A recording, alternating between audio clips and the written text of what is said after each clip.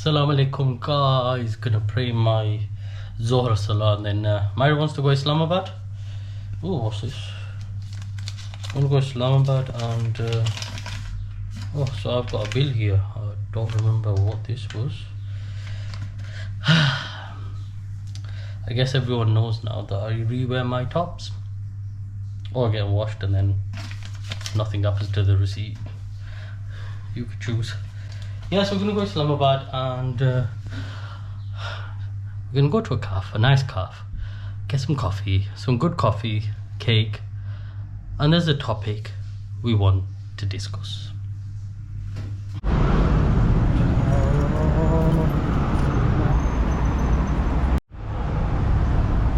Look at that, with love from Turkey. Let's get into it. Come on, man. Oh, so hold please.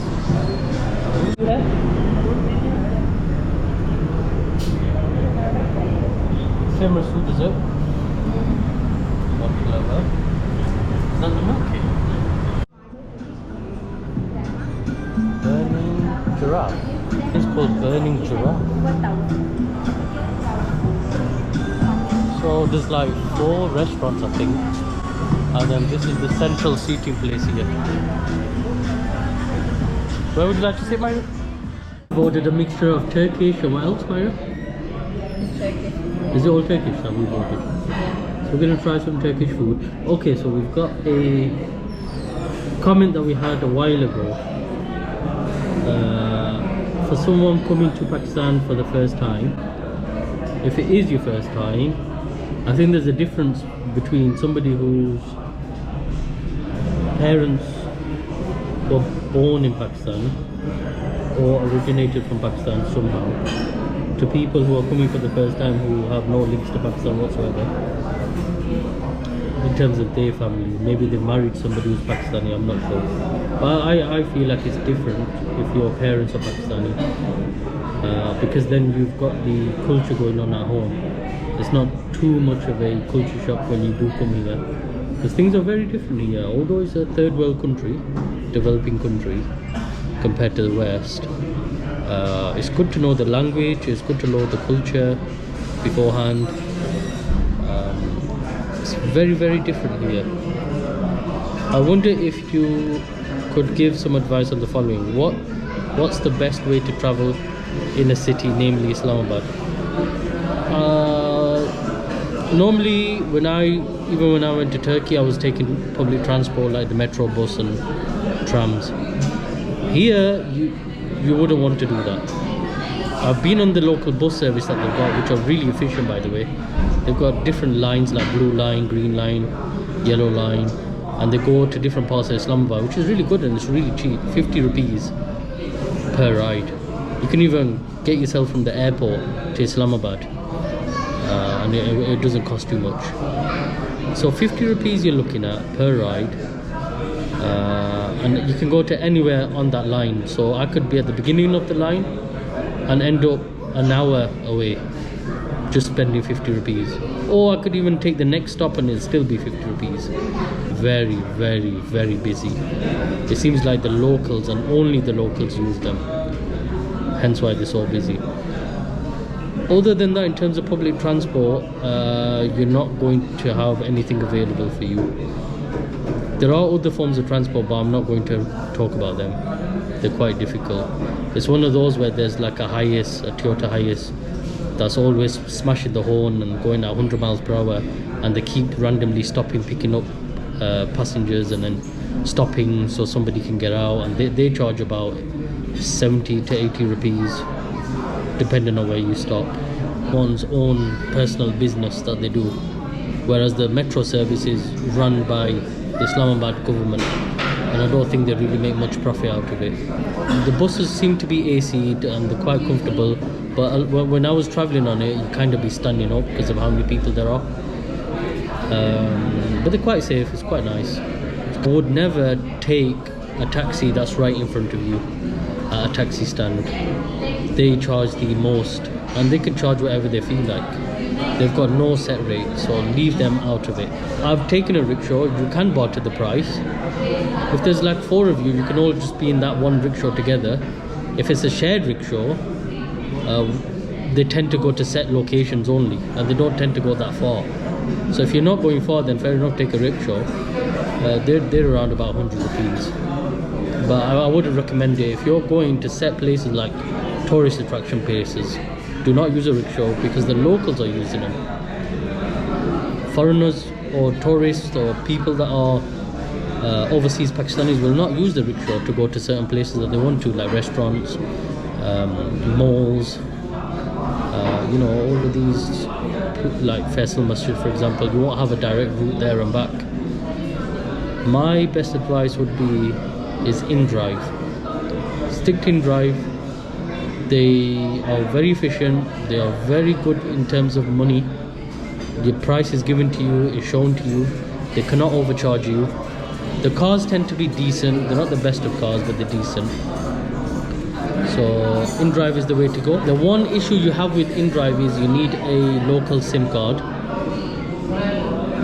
That's the only way you can use it. So if you can lend it from a family member, fair enough, go ahead and lend a SIM card for the 2-3 weeks that you're here, like I used to. I used to come every year, and I used to lend a SIM card for 2 or 3 weeks or 4 weeks, or once I came for 5 weeks, and then you just hand the SIM card back per ID card. So you get an ID card here in Pakistan. Sometimes they call it NICOP, ICOP, whatever. So that's your card that proves your identity, and it also gives you visa-free entry into Pakistan. You can only get a SIM card using your ID card, but they do your biometrics, so they take your thumbprint on a biometric machine. Now, because we do our ID cards in the UK, our biometrics do not transfer over here, so you have to go to another office and have that redone. It takes about 24 hours. Once it's done, it's 24 hours, your card is updated, and then you can take a SIM card out. The other offices tend to be really busy, and if you do find one, a lot of the times if you're living in the village with family, it's quite far out. If you're living in Islamabad or Rawalpindi, it's quite easy to get to one. There's one that's 24 hours in Rawalpindi. You can go there at any time and get your fingerprints updated. I know that sounds hard, which it is. That's the only way you can use InDrive. There is Uber, and you can use your Uber account from the West and carry on using it here in Pakistan, but they can't ring you. You can still message them using the app, and you can still book rides, but they tend not to take rides that are prepaid using your card. They want cash. So you can try Uber, but they're not as efficient. Other than that, you can book a car for the whole day. Generally speaking, the people that do come to Pakistan don't just go straight to Islamabad, stay in Islamabad, and then go from Islamabad back to the airport and go back to UK or wherever they come from. Generally, you go to the village, you meet your family. This is why I was saying that if you have family that are from Pakistan, your parents or whatever, it makes a big difference, because when you're at the village, your parents or your family can recommend somebody who will go with you to Islamabad, take you wherever you need to go, and then take you back to the village. But if you don't want to do that, you kind of have to get hold of a SIM card. What is the best way to travel in the city, namely Islamabad? Would you recommend car hire, taxi, or Uber service? Yeah, so I wouldn't recommend Uber service, but if you've got nothing else, then you're stuck. If you don't have a SIM card, if you don't have anyone willing to help you here, then you have to try Uber. There's no other way around it. Or you're going to get a local taxi who's going to bump up the price double or triple. It just happens. It's how they work. Even if they do bump up the price, honestly, it's peanuts. For us, you're not paying more than £10 to go from the airport, for example, to main Islamabad. It's relatively cheap, even with the increased prices that they have here. It's still relatively cheap, but nobody likes being overcharged. But you kind of have to do it if you have to, yeah. Taxi, like I said, I wouldn't take a local taxi. Car hire, do car hire, but bear in mind there's no insurances here. Any dents, scratches, any faults to the car, inside or out, you're paying for it. Scratches and stuff can be resolved if they're small in 4,000 rupees. Anything major like a dent and stuff like that, you're looking at 8,000 rupees onwards. Prices that I'm giving you don't even sound like much. And then it's down to the people that you get the car hire from, how they will react to you as a foreigner who has to leave but they want to charge you. Will they overcharge you? I don't know. Also with car hire, they tend to have restrictions on mileage, and if you tell them, look, I'm going to the village, it's this many miles, they do charge you extra. Sometimes they don't, but sometimes they do. And the roads are really bad in villages and stuff like that, so do bear in mind how you treat the car, because you don't want the shockers going, the suspensions and stuff, you know, kind of giving up on you if you're driving too fast over the rough road. I would be very cautious with car hire. It is the best option, it's the option I take, but I've only just started taking that after coming here every year for the last 5 years, where I've been staying on my own in Islamabad, experiencing the local culture, going in taxis, observing the taxi driver, observing the roads, and then after so many years did I first hire a car. To where would you recommend to stay? Hotel, Airbnb, any recommendations in mind? I've always stayed Airbnb, that's all I can recommend. Reason being, it's the cheapest and best option. You get Wi-Fi in every room, whereas hotel is only in the reception area generally. Airbnbs are generally cheaper, you get your en-suites, you tend to have like a 3-bedroom apartment, and each bedroom will have its ensuite. It depends who you book with. Some people are cheap, but then you're getting relative to what you pay. Bear that in mind. I do recommend somebody in one part of Islamabad, so I can share that with you. Dr Shah Nawaz, he's a super host. I recommend all of his listings. I've stayed at them. He's reasonably priced. I think he's better than reasonably priced, so I do recommend him. He's more closer to, if you want to stay near Barrier Town or Rawalpindi or Giga Mall, he's near there.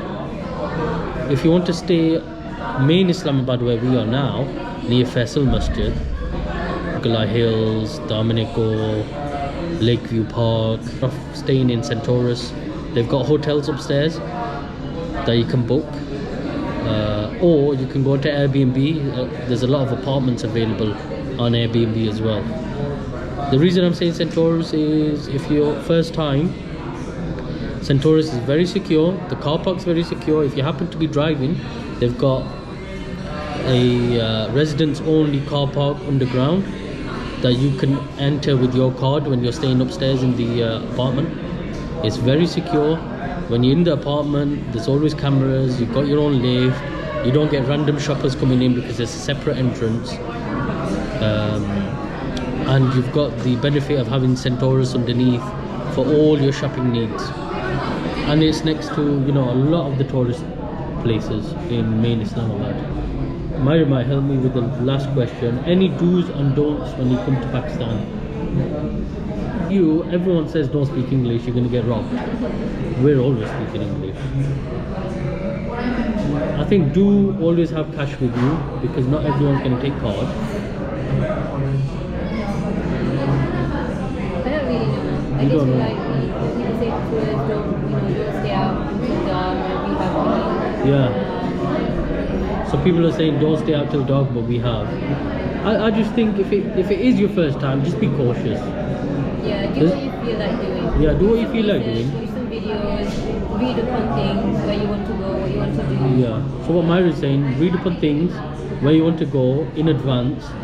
I think as long as you're back in your apartment by 8-9 o'clock, because a lot of the taxi service is still working then. 8-9 o'clock is your cut-off point. You're back in your Don't apartment. go far though, and come back at like 6ish if you're going far, because sometimes the taxis don't bring you back when it gets late. Yeah, so don't go far when it don't come back late if you go far. I personally think if you're coming for the first time, you're coming straight to Islamabad, stay in Islamabad. Do not go out of the parameters of Islamabad. Don't even go into Rawalpindi unless you're staying in the Airbnb, the other one, Dr Shah Nawaz, where is near Giga Mall. That's near Rawalpindi, that's near Barry Town. Okay, fair enough. If you're near to the area, then stay there. The reason being, if you're staying in St. Taurus and you think, oh, you know, everyone's telling me about Barry Town, I'm gonna go there, there's hundreds of people from England, which they are. Barry Town's quite interesting and quite cool when you go there. You're traveling for over an hour. 1 hour to get to Barry Town from St. Taurus. That's if there's no traffic. So really it's best that you come, you observe, you take in the culture, you just try and take everything on board that you're seeing and take it slowly. That's my best advice. I was just saying that it's better to avoid the street beggars because they will start following you. Other people will come and join them, the people that they're hanging about with, and it can start to feel a bit uncomfortable or dangerous if you're an anxious person. And yeah, so just kind of keep yourself to yourself, enjoy the culture, do what you want to do, but don't start giving money to beggars. It's not the right thing to do if it's your first time. Anyway. I think that's it from me.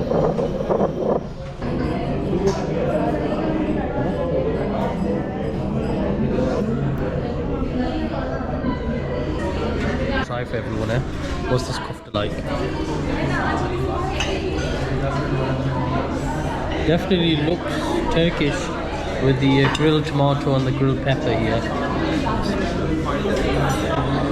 It does have that Turkish kick to it. It's alright. I wouldn't say it's definitely Turkish authentic, but it's okay. What the hell is this sauce? Burger sauce? Let's try this burger sauce. It tastes like frozen chicken. The rice tastes like it's from a packet. Chips are nice. And let's try this sauce. Yeah, I like the sauce too. Sorry.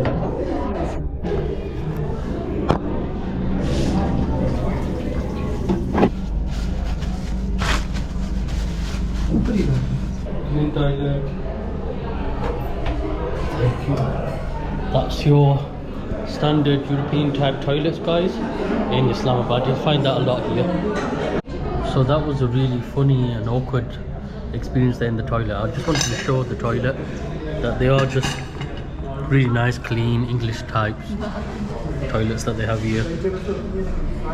And generally speaking, what you find everywhere else is the squatting toilets. Not many people can use them.